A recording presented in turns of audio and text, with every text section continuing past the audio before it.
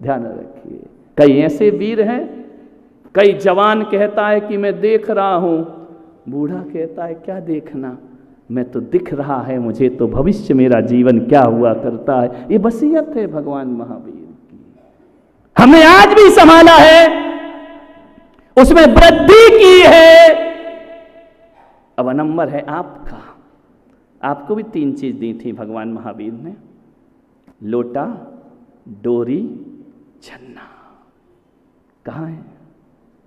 पानी छान कर पीते हो? बिस्लरी पीते हो? नहीं, पानी छान के पीते हो ना, जीवानी करके पीते हो ना, है?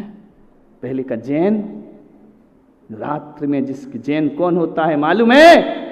सूर्य ढलते ही जिसकी रसोई घर बंद हो जाती है, वो जब तक सूर्य ना आए तब तक रसोई घर खुला नहीं करता है वो संपदा तुम्हारे पास मेरे पिता की, मेरे महावीर की संपदा है। भक्ष भक्ष का ध्यान नहीं है, होटलों में खा रहे, जाकर ढाबे में खा रहे हो। महावीर की वसीयत है, विचार करिए। आपकी रसोई में ऐसी चीजें आ गई हैं जिसे महावीर ने मना किया है, ध्यान रखना। कहाँ है? बोलो एक बार ईमानदारी से। पंचम काल में साधु आज भी 90% चरित्र निर्वाहन कर रहा है, 10% स्खलन हो सकता है, शारीरिक कमजोरी है, सहनन नहीं है। आप कितने प्रतिशत पाल रहे हैं? आपसे प्रश्न है। श्रावकाचार कितना पाल रहे हैं आप? 10% तो छोड़ो, 1% भी तुम्हारे जीवन में नहीं है, ध्यान रखना। सोचना है आपको। आपसे पूछा था ना, जो वसीयत, जो संपदा में वृद्धि करे वो सपूत होता है।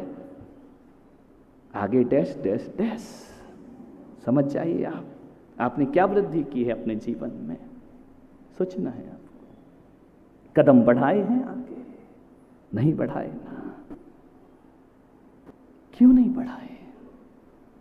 क्यों शादी का कार्ड आता है उस पर लिखा रहता है कि जैनों के लिए दिन में भोजन की व्यवस्था है? वो क्यों शादी के समारोह में जब तुम जाते हो तो एक अजैन कहता है कि आओ दिन में भोजन की व्यवस्था है, आप कहते हमको तो चलता है।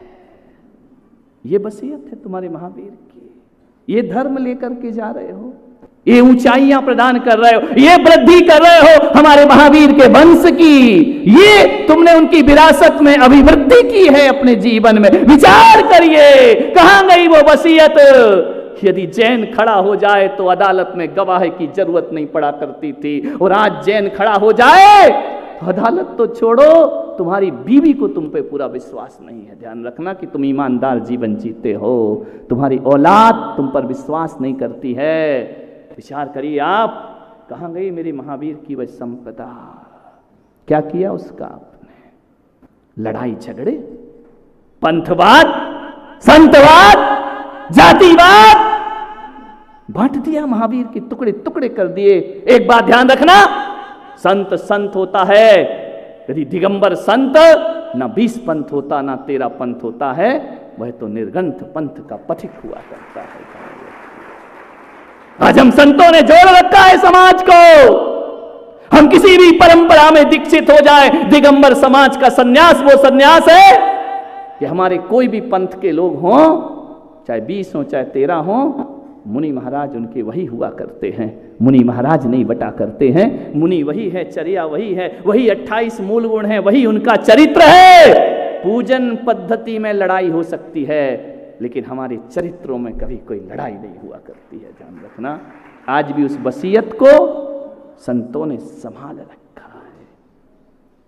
क्या वसीयत देंगे आप? नश्वर शरीर के त्याग से पहले आपकी जिम्मेदारी है आने वाली पीढ़ी। एक गरीब से गरीब आदमी भी अपने बच्चों के लिए कुछ ना कुछ तो छोड़ता है, अपनी जरूरतों को काट करके बच्चों के लिए कुछ ना कुछ तो देता है। मैं आज आपसे प्रश्न कर रहा हूं, आप अपनी औलाद को क्या देकर जाएंगे?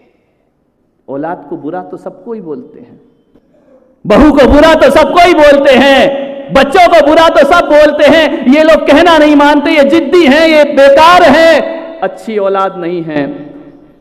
आप उन्हें क्या देकर जा रहे हैं? प्रश्न है मेरा आपसे,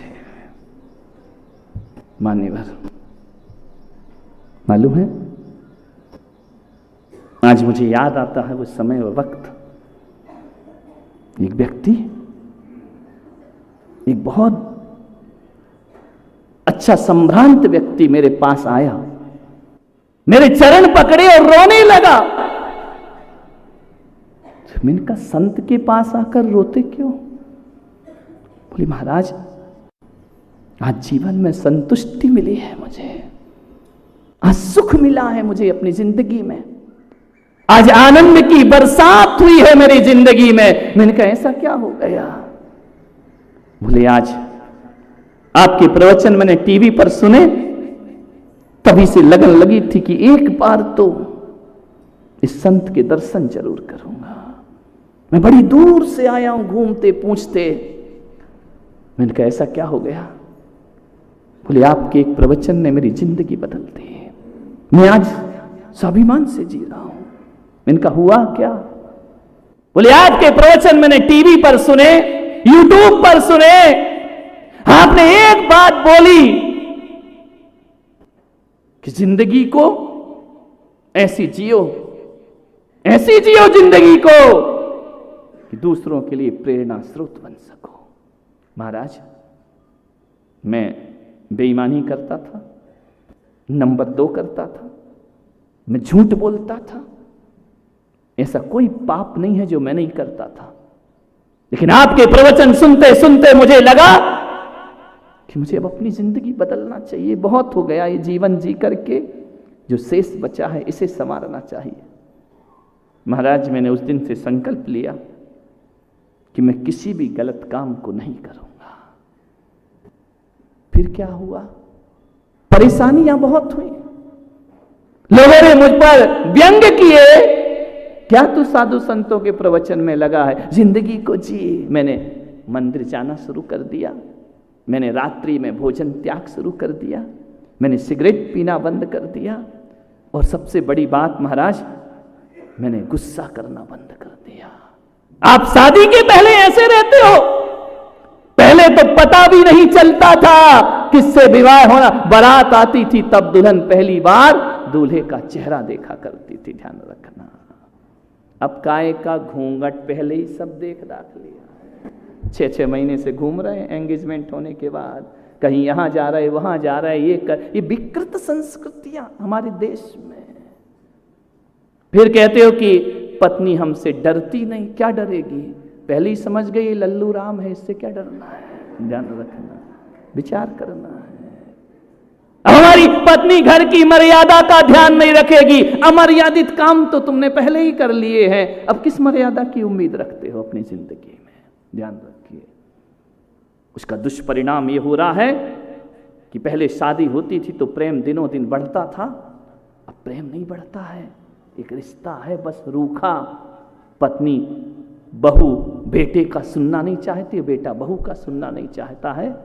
और जी आजकल जो बढ़ रहा है ना कि लेट उम्र में शादी, अब और बढ़ा दी है संविधान, 21 वर्ष, इतनी मैच्योर्ड हो जाती है वो बच्ची, फिर घर को एडजस्ट नहीं कर पाती है। ध्यान रखना है, ये विसंगतियां हैं समाज में। उस पिता ने अपने पुत्री से पूछा कि बेटी तेरे मन में कोई है तो बता दे।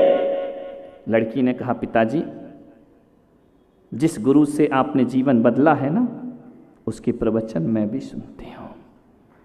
मैं केवल कॉलेज जाती हूं, पढ़ती हूं, पढ़ाई के अलावा मैं कुछ भी काम नहीं करती हूं, पढ़ाई मेरा लक्ष्य है।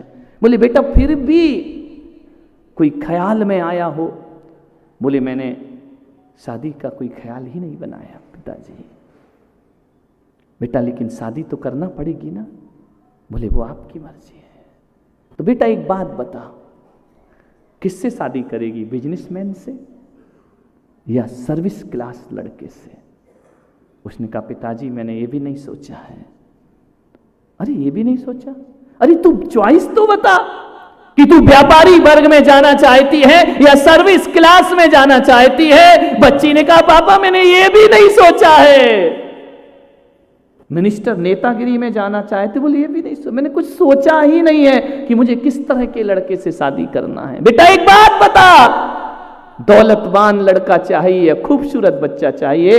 पापा मैंने ये भी विचार नहीं किया अपनी जिंदगी में। ध्यान रखना, जब से महाराज के प्रवचन सुनते आ रही हूं, ये सब बातें मैंने डिलीट कर दी अपने दिमाग से, और मैंने एक चीज सोच लिया है कि जोड़ियां नीचे से नहीं, जोड़ियां ऊपर से बन के आती हैं, और जो ऊपर से बन के आती हैं उसके लिए हमें परेशान होने की कोई जरूरत नहीं है।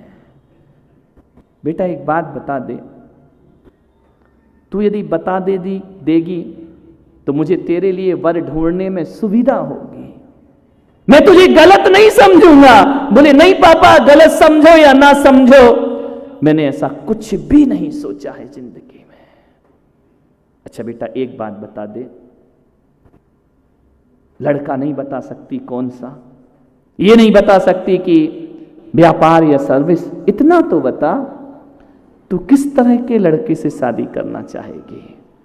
मालूम उस लड़की ने क्या कहा? पापा मैं आपकी बेटी हूं ना, और विगत 10 सालों में मैंने जो आपका परिवर्तन देखा है ना, अब आप पूछ ही रहे हैं तो मैं बताती हूं, मुझे ऐसे लड़के से शादी करना है जिसका नेचर मेरे पापा के जैसा हो। ध्यान रखिए, जो मेरे पिता के जैसा नेचर रखता हो, मेरे पिता के जैसा व्यवहार करता हो, मेरे पिता के जैसा बड़ा हृदय करके रखता हो। पापा यदि आपने पूछा है, ऐसा लड़का ढूंढ करके लाना जिसका चरित्र मेरे पिता के जैसा होता हो, मैं उससे विवाह करने को तैयार हूं। महाराज मेरी आंखों में आंसू छलछला गए, और आज आपके सामने बैठकर मैं रोम रोम से रोमांचित हूं, और मैं इतना खुश हूं, इतना खुश हूं कि कम से कम मैं दुनिया के लिए आदर्श बना या ना बना, अपनी औलाद की नजरों में आदर्श बन करके खड़ा हो गया हूं। ध्यान रखना, ये विरासत है, ये वसीयत है। क्या आप अपने माँ बाप की नजरों में, अपनी औलाद की नजरों में महान बन पाए हैं? हर कोई कहता है बच्चे महान बने, मैं पुलक सागर कहता हूं माँ बाप महान बने हैं क्या जिंदगी में? ध्यान रखिए, आपके हर कोई चाहता है कि मेरा बेटा राम जैसा आज्ञाकारी हो और तुम रावण जैसे काम करते रहो। एक बात ध्यान रखना, रावण के घर में राम पैदा नहीं होते, किसी दशरथ के घर में राम का जन्म हुआ करता है। ध्यान रखिए, क्या आदर्श प्रस्तुत किया आपने अपने बच्चों? आपका बेटा कह सकता है कि मुझे हर जन्म में ऐसी मम्मी मिलना चाहिए? ईमानदारी से, हाँ नोट पकड़ाओगे उस समय कह देगा। आपकी बेटी कह सकती है, आपका बेटा कह सकता है कि मां मुझे ऐसी पत्नी चाहिए जिसका नेचर तेरे जैसा हो, कह सकता है आपका बेटा। बेटा कहता मां तू बहुत बोलती है, बहुत भिड़ भिड़ किट किट किट किट लगी रहती है, मां ज्यादा मत बोला कर, मां मुझे तुम्हारा नेचर पसंद नहीं है। तुम्हारा बेटा ये तो सुनने को मिलेगा तुमको, लेकिन ये सुनने को मिलेगा कि बेटा कहे ऐसी बहू लाना जिसका नेचर मम्मी तेरे जैसा हो। नहीं है ना, बेकार जिंदगी जी रहे हो आप। दुनिया की नजरों में आदर्श बनने वालों, अपने घर में आदर्श नहीं बन पाए हो। हाँ मैं पुलक सागर कहता हूं कि भर धरती पर जब भी मेरा जन्म हो हिंदुस्तान में होना चाहिए, और हिंदुस्तान में जब भी जन्म हो तो देवमती माता के वंश में मेरा जन्म होना चाहिए। उन्होंने आदर्श स्थापित किया है, उन्होंने चरित्र रखा है अपने जीवन में। ऐसा हम गर्व महसूस करेंगे। हमें नहीं चाहिए धनपति का घर, हमें दौलत वालों का घर नहीं चाहिए। वो गरीब घर अच्छा होता है जहां संस्कारों की विरासत सौंपी जाती है। ध्यान रखिए, आप अपने बच्चों की नजरों में आदर्श नहीं बन पा रहे हैं। सोचिए, आप विचार करिए, सोचना है आपको, थोड़ा सा चिंतन करना है। मैं मजबूर कर रहा हूं आपको सोचने के लिए। कौन सी विरासत की बात कर रहा हूं? धन दौलत और मकान की बात नहीं कर रहा हूं। क्या सौंप करके गए? मेरी दादी की दीक्षा हुई, 8 साल वो आरिका रही, पद विहार किया, तपस्वी सम्राट आचार्य शनमती सागर से दीक्षित होने का सौभाग्य उनको प्राप्त हुआ। क्या संस्कार थे उनके, मुझे आज सब कुछ याद आ रहा है।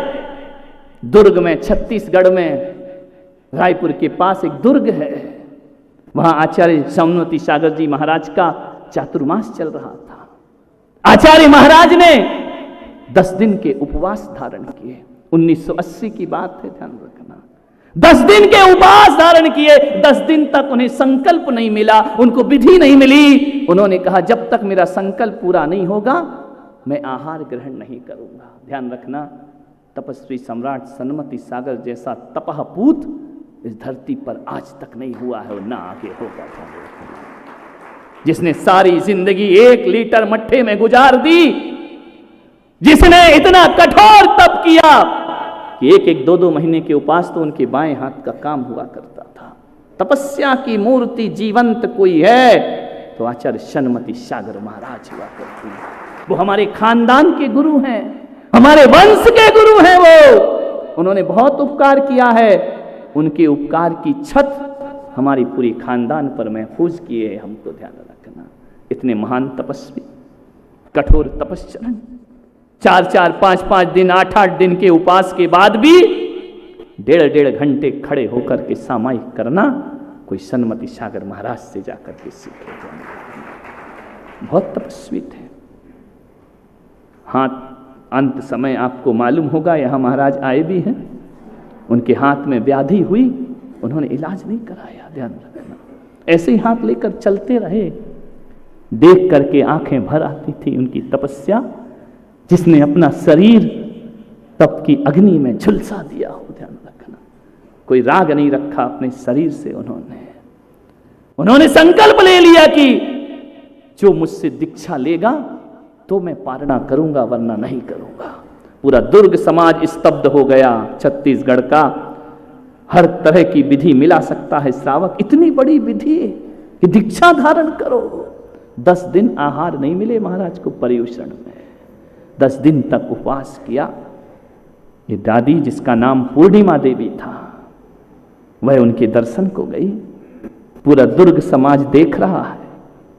उन्होंने कहा कि गुरुदेव, हमने सुना है आप 10 दिन से निराहार हैं। उन्होंने कहा कि मेरी विधि नहीं मिल रही, इसलिए मैं आहार नहीं ले रहा हूं। क्या विधि है? जब तक कोई दीक्षा नहीं लेगा सनमति सागर आहार नहीं करेगा।